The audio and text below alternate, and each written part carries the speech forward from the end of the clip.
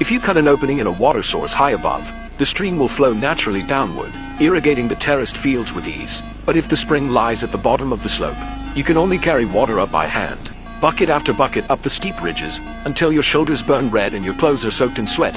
Yet only a fraction of the fields ever get watered, so how could water ever rise on its own? First you imagine laying a long wooden trough along the terrace edge, tying a rope to a bucket and hauling it up. That spares you some climbing, but one bucket at a time is far too little. Then you string several buckets like beads on a necklace, so each pull of the rope brings up many times more water.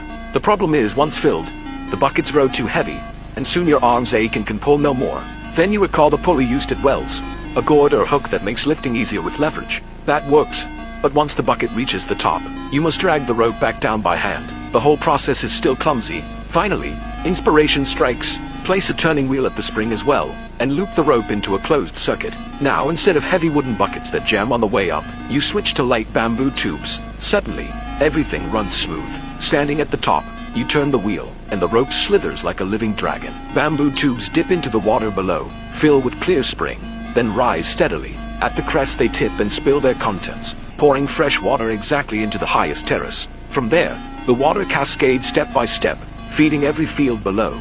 Congratulations! You have just rediscovered the ancient bamboo water wheel, a device that harnesses rope and rotation to draw rivers uphill.